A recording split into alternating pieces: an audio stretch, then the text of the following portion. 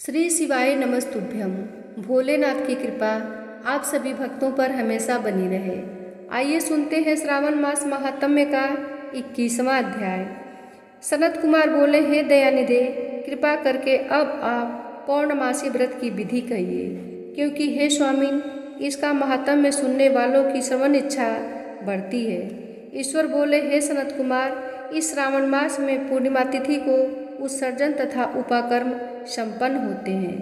पौष की पूर्णिमा तथा माघ की पूर्णिमा तिथि उत्सर्जन कृत्य के लिए होती है, अथवा उत्सर्जन कृत्य हेतु पौष की प्रतिपदा अथवा माघ की प्रतिपदा तिथि विहित है, अथवा रोहिणी नामक नक्षत्र उत्सर्जन कृत्य के लिए प्रशस्त होता है, अथवा अन्य कालों में भी अपनी अपनी शाखा के अनुसार उत्सर्जन तथा उपाकर्म दोनों का साथ साथ करना उचित माना गया है।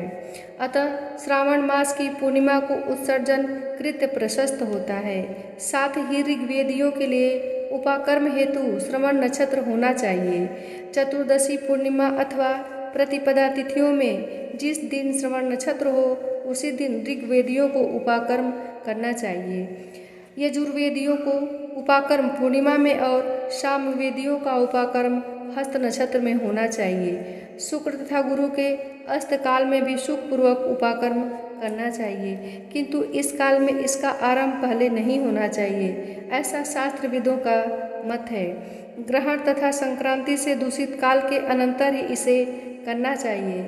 हस्त नक्षत्र युक्त पंचमी तिथि में अथवा भाद्रपद पूर्णिमा तिथि में उपाकर्म करें। अपने अपने गृह सूत्र के अनुसार उत्सर्जन तथा उपाकर्म करें। अधिक मास आने पर इसे शुद्ध मास में करना चाहिए। ये दोनों कर्म आवश्यक हैं, अतः प्रत्येक वर्ष इन्हें नियम पूर्वक करना चाहिए। उपाकर्म की समाप्ति पर द्विजातियों के विद्यमान रहने पर स्त्रियों को सभा में सभाद्वीप निवेदन करना चाहिए। उस दीपक को आचार्य ग्रहण करें या किसी अन्य ब्राह्मण को प्रदान कर दें। दीपक की विधि बताई जाती है। सुवर्ण, चांदी अथवा तांबे के पात्र में सेर भर गेहूँ भरकर गेहूँ के आटे का दीपक बनाकर उसमें उस दीपक को जलाएं। वह दीपक घी से अथवा तेल से भरा हो और 3 बत्तियों से युक्त हो। दक्षिणा तथा तांबूल सहित उस दीपक को ब्राह्मण को अर्पण कर दें। दीपक की तथा विप्र की विधिवत पूजा करके यह मंत्र बोलें।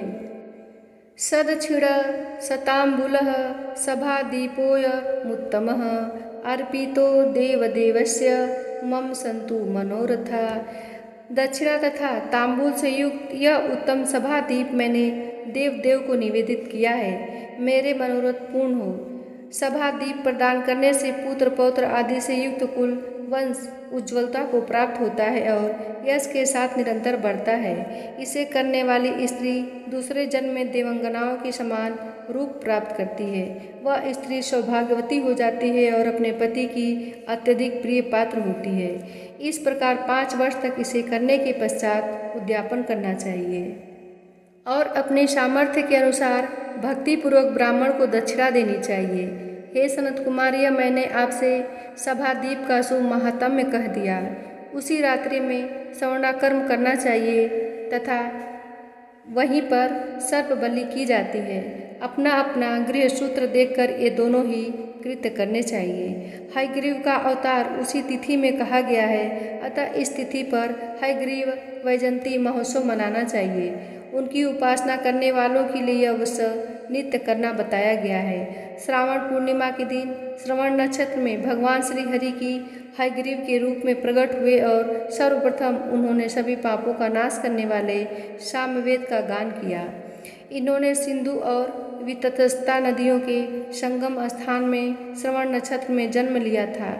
अतः श्रावणी के दिन वहाँ स्नान करना सभी मनोरथों को पूर्ण करने वाला होता है। उस दिन वहाँ शार्ंग, धनुष, चक्र तथा गदा धारण करने वाले विष्णु की विधिवत पूजा करें। इसके बाद सामगान का श्रवण करें, ब्राह्मणों की हर प्रकार से पूजा करें और अपने बंधु बांधवों के साथ वहाँ क्रीड़ा करें तथा भोजन करें। स्त्रियों की चाहिए कि उत्तम पति प्राप्त करने के उद्देश्य से जल क्रीड़ा करें। उस दिन अपने अपने देश में तथा घर में भी इस महोत्सव को मनाना चाहिए और हयग्रीव की पूजा करनी चाहिए तथा उनके मंत्र का जप करना चाहिए। उस मंत्र को सुनिए आदि में प्रणव तथा उसके बाद में नमः शब्द लगाकर बाद में भगवते धर्माय जोड़कर उसके भी बाद आत्मविशोधन शब्द की चतुर्थी विभक्ति आत्मविशोधनाय लगानी चाहिए। पुनः अंत में नमः शब्द प्रयुक्त होने के 18 अक्षरों वाला ओम नमो भगवते धर्माय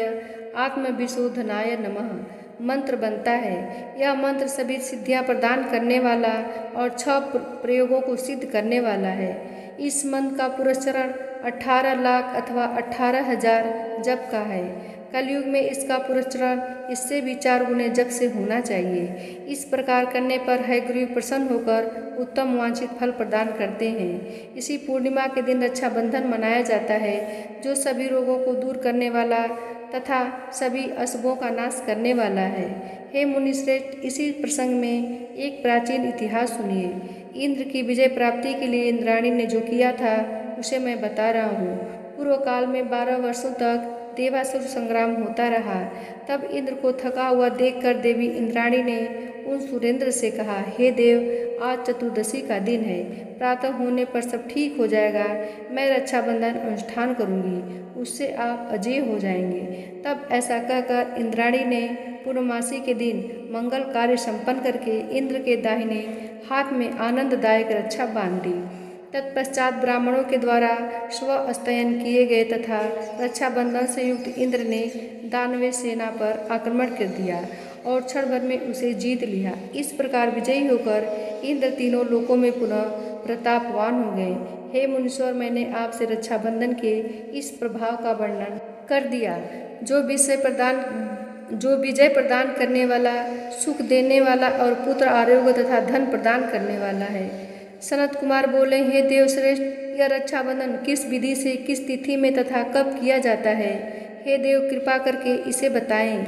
हे भगवान, जैसे जैसे आप अद्भुत बातें बताते जा रहे हैं, वैसे वैसे अनेक अर्थों से युक्त कथाओं को सुनते हुए मेरी तृप्ति नहीं हो रही है। ईश्वर बोले, बुद्धिमान मनुष्य को चाहिए कि श्रावण का महीना आने पर पूर्णिमा तिथि को सूर्योदय के समय श्रुति स्मृति के विधान से स्नान करे।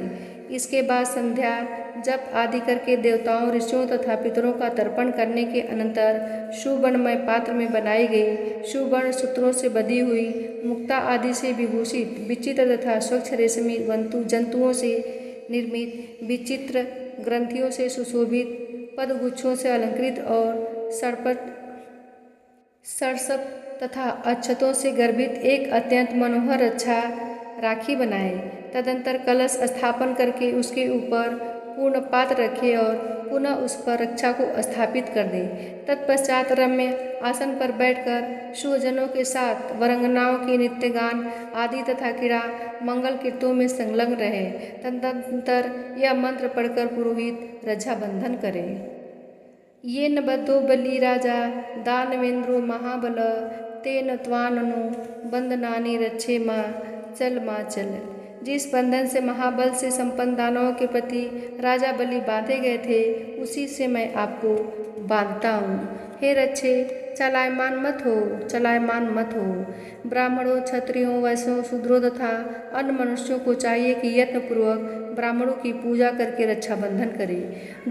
जो इस विधि से रक्षाबंधन करता है, वह सभी दोषों से रहित होकर वर्ष पर्यंत सुखी रहता है। विधान को जानने वाला जो मनुष्य शुद्ध श्रवण मास में इस रक्षाबंधन अनुष्ठान को करता है, वह पुत्रों, पत्रों तथा सुहजनों के साथ 1 वर्ष तक अत्यंत सुख से रहता है। उत्तम व्रत करने वालों को चाहिए कि भद्रा में रक्षाबंधन न करें, क्योंकि भद्रा में बांधी गई रक्षा विपरीत फल देने वाली होती है।